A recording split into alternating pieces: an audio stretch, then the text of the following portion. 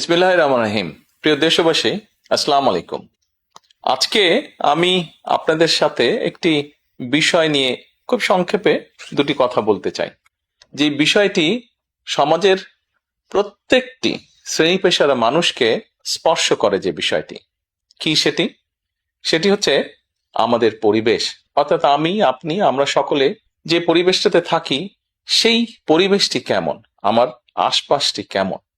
আপনারা নিশ্চয়ই অধিকাংশ ক্ষেত্রে খেয়াল করে দেখেছেন, আমরা ঢাকা শহরের যে কোনো রাস্তাঘাটই হোক, যে কোনো এলাকাই হোক, যে কোনো জেলা শহরের এলাকাই হোক, রাস্তাঘাট হোক, এমনকি উপজেলা পর্যায়েও ক্ষেত্র বিশেষে বিভিন্ন গ্রামগঞ্জেও আমরা দেখেছি যে যেখানে বাজার ঘাট বা রাস্তা চলাচলে বেশি, সেই জায়গাগুলোতে চারিদিকে একটা জিনিস খুব পরিষ্কারভাবে চোখে পড়ে, যেটি আমরা যখন ছোট ছিলাম, আজকে থেকে 40 বছর আগে, 30 বছর আগে দৃশ্যটা এমন ছিল না, কিন্তু বর্তমানে দৃশ্যটা এইরকম। সেটা কেমন?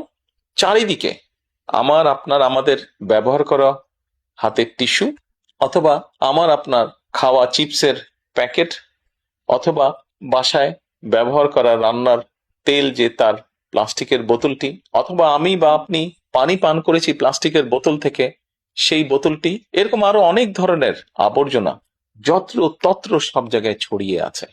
কোনো জায়গায় একটু বেশি জমা হয়ে আছে, অথবা যত্র তত্র লোকালয়ে চারিদিকে ছড়িয়ে আছে।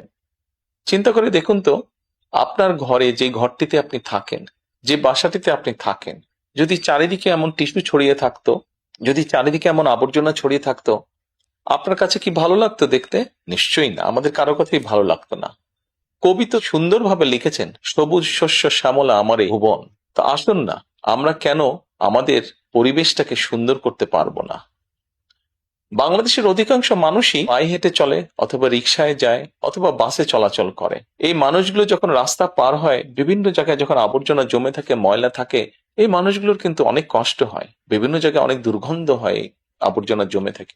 তবে আমরা যদি সকলে মিলে একটু সচেতন হই, আমরা যদি নিজেরা সচেতন হই, যত্রতত্র যদি আমাদের ব্যবহারকৃত আবর্জনাগুলো যদি যত্রতত্র আমরা না ফেলে দিই, আমরা যদি একটি নির্দিষ্ট জায়গায় এই আবর্জনাকে জমা করি এবং নির্দিষ্ট উপায়ে যদি এটাকে পরে ধ্বংস করি, তাহলে যেমন আমাদের পরিবেশটি ভালো থাকবে, ঠিক একইভাবে আমরা আমাদের পরিবেশটাকে সুন্দরভাবে রাখতে পারবো। দেখুন, অনেক জায়গায় আমি দেখেছি, গত কয়েক মাসে যখন আমি দেশের বিভিন্ন জায়গায় গিয়েছি, হয়তো কোনো একটি পুকুরের পাশ দিয়ে যাচ্ছি, দেখেছি পুকুরের ভিতরে বিভিন্ন রকম ময়লা স্তূপ হয়ে পড়ে আছে, অথবা পুকুর পাড়ে বিভিন্ন ময়লা স্তূপ হয়ে পড়ে আছে। অথচ একসময় কিন্তু এই পুকুর পাড়ে এই মানুষ বিকেলে বসতো, গল্প করত পরিবার পরিজন নিয়ে, কিন্তু এখন আবর্জনার জন্য সেটি সম্ভব হয় না। ঢাকা শহরেও বিভিন্ন পার্ক আছে, বিভিন্ন জেলা শহরেও বিভিন্ন পার্ক আছে।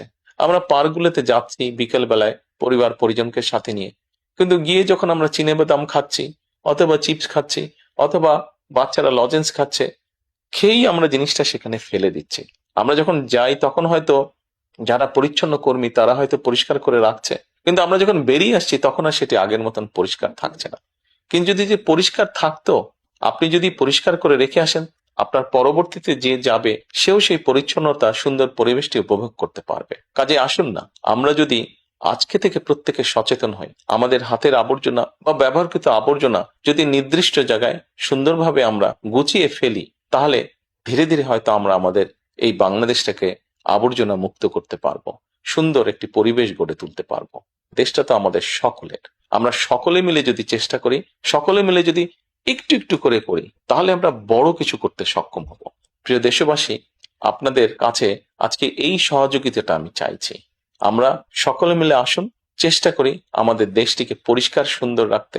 আমরা সকলে মিলে চেষ্টা করি আমাদের পরিবেশটিকে সুন্দর পরিষ্কার রাখতে, যা নিশ্চিত করবে আমাদের আগামী দিনের বংশধরদের জন্য একটি সুস্থ দেশ, সুস্থ পরিবেশ। সকলকে আন্তরিক ধন্যবাদ। আসসালামু আলাইকুম।